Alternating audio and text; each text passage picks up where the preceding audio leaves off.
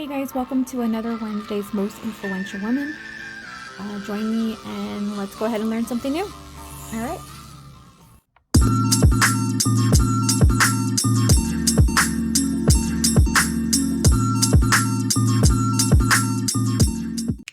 Let's all welcome Dr. Mae Carol Jemison to the long list of most influential women. She was born on October 17th, 1956 in Decatur, Alabama. She's an American physician and the first African American woman to become an astronaut. That is amazing. In 1992, she spent more than a week orbiting Earth in the Space Shuttle Endeavour. Jemison moved with her family to Chicago at the age of 3. There she was introduced to science by her uncle and developed interests throughout her childhood in anthropology, archaeology, evolution, and astronomy. Now, while still a high school student, she became interested in biomedical engineering. And after graduating in 1973, at the age of 16 years old, she entered Stanford University. At 16! At 16, I definitely was not entering Stanford. There she received degrees in chemical engineering and African American studies in 1977. In 1977, she entered medical school at Cornell University in Ithaca, New York, where she pursued an interest in international medicine. And after volunteering for a summer in the Cambodian refugee camp in Thailand, she studied in Kenya in 1979. She then graduated from medical school in 1981, and then after a short time as a general practitioner within Los Angeles Medical Group, she became a medical officer with the Peace Corps in West Africa.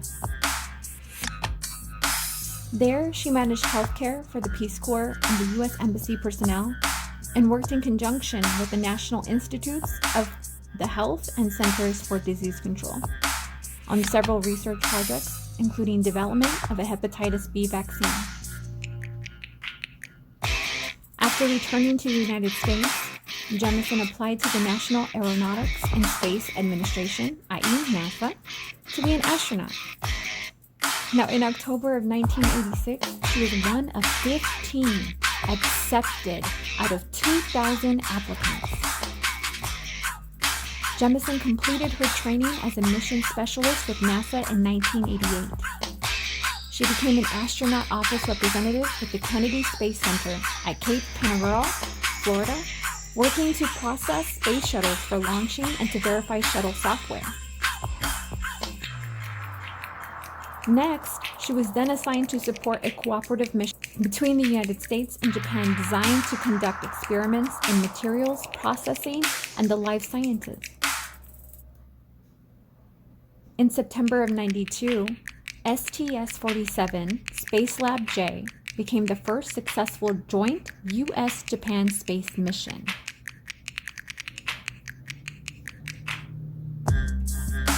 Jemison's maiden spaceflight came with the week-long September 92 mission of the Shuttle Endeavour. At that time, she was the only African American woman astronaut. After completing her NASA mission, she then formed the Jemison Group to develop and market advanced technologies. Fun fact, Dr. Mae Jemison speaks fluent Russian, Japanese, and Swahili, as well as English. How cool is that? How many languages do you know in your back pocket? I don't have that many. Jemison left NASA in 1993 after serving as an astronaut for 6 years in total. She started the Jemison Group, a consulting company that encourages science, technology, and social change. She also began teaching environmental studies at Dartmouth College and directed the Jemison Institute for Advancing Technology in Developing Countries. Now, after hearing that she was a fan of the Star Trek television show, actor LeVar Burton actually asked Jemison to appear in an episode. And she got to agree and become the first real astronaut to actually be on an episode of Star Trek: The Next Generation.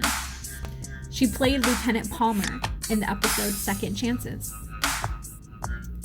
In 1994, Jemison created an international space camp for students, 12 to 16 years old, called The Earth We Share, TEWS. She also created a non-profit organization called the Dorothy Jemison Foundation for Excellence. Jemison later accepted a position as the Andrew D. White Professor at Large at Cornell University in 1999. She went on to write her first book in 2001 called Find Where the Wind Goes, which was a children's book about her life. That is so cool. Currently, Jemison is leading the 100-year Starship project through the United States Defense Advanced Research Projects Agency. It's called DARPA. Now, this project works to make sure that human space travel to another star is actually possible within the next 100 years. That is so amazing. Can you imagine being part of that? She also serves on the board of directors for many organizations, including the Kimberly-Clark Corp, Scholastic Inc., Valspar Corp, Morehouse College, Texas Medical Center, Texas State Product Development and Small Business Incubator, Greater Houston Partnership, Disaster Planning and Recovery Task Force, and the National Institute of Biomedical Imaging and Bioengineering.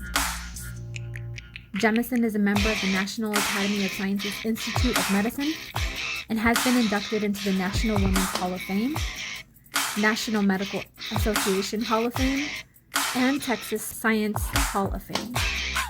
She has received multiple awards and honorary degrees, including the National Organization for Women's Intrepid Award and the Kilby Science Award. Now, she lives in Texas, living her life, as she should. You should all be as inspirational as her. Let's welcome her to the long list of most inspirational women. Thank you so much, Dr. Mae Jemison. You are an inspiration to us all. And thank you so much for paving the way for future women behind you. We are all looking up to you. All right, guys. Thank you so much for joining me this week. I hope to see you guys next time. All right, bye.